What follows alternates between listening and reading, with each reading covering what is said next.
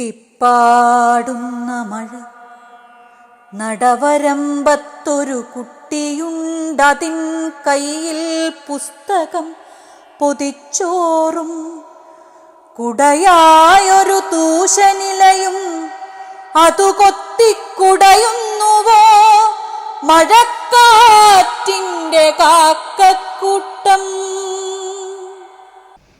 മലയാളത്തിൻ്റെ പ്രിയ കവി ONVക്ക് ഇന്ന് ജന്മദിനം. ആരെയും ഭാവഗായകനാക്കിയ കാവ്യഗന്ധർവന്റെ ഓർമ്മകൾ മലയാളിക്ക് സമ്മാനിക്കുന്നത് അവിസ്മരണീയമായ ഒരു പിടി ഗാനങ്ങളാണ്. മനുഷ്യന്റെയും പ്രകൃതിയുടെയും സ്നേഹത്തിന്റെ ഭാവങ്ങളിൽ ചാലിച്ച കവിതകൾ. എങ്ങനെ വിശേഷിപ്പിക്കണമെന്നറിയില്ല.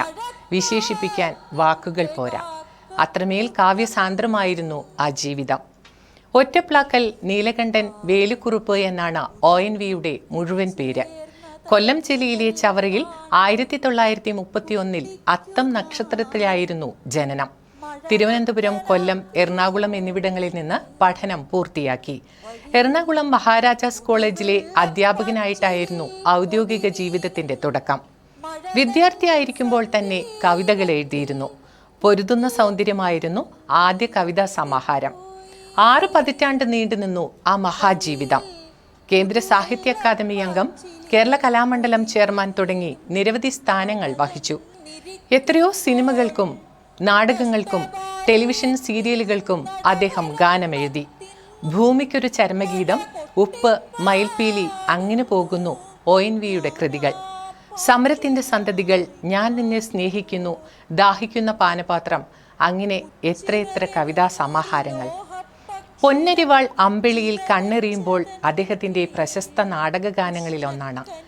ജ്ഞാനപീഠ പുരസ്കാരം ഏറ്റുവാങ്ങിക്കൊണ്ട് അദ്ദേഹം പറഞ്ഞത്, ഒരു ദിവസം ഭൂമി എന്ന ഈ വാടക വീട് ഒഴിഞ്ഞു പോകുമ്പോൾ എൻ്റെ ഏറ്റവും ചൈതന്യവത്തായ ഒരംശം ഞാൻ ഇവിടെ ഉപേക്ഷിച്ചു പോകും. അതാണ് എൻ്റെ കവിതയെന്നാണ്. പ്രകൃതിയും മനുഷ്യനും തമ്മിലുള്ള ആത്മബന്ധം അദ്ദേഹത്തിൻ്റെ കവിതകളെ ആകർഷകമാക്കി. മനുഷ്യൻ പ്രകൃതിക്കേൽപ്പിക്കുന്ന മുറിവുകൾ അദ്ദേഹത്തെ ഏറെ വേദനിപ്പിച്ചിരുന്നു. നാം ഇന്ന് നേരിടുന്ന പുതിയ പുതിയ പ്രതിസന്ധികൾക്ക് മധുരമൂറുന്ന കവിതകളിലൂടെ ഉപദേശവും സാന്ത്വനവും നൽകാൻ കവി ഇല്ലാതെ പോയല്ലോ എന്ന സങ്കടമാണ് ഈ ജന്മദിനത്തിൽ.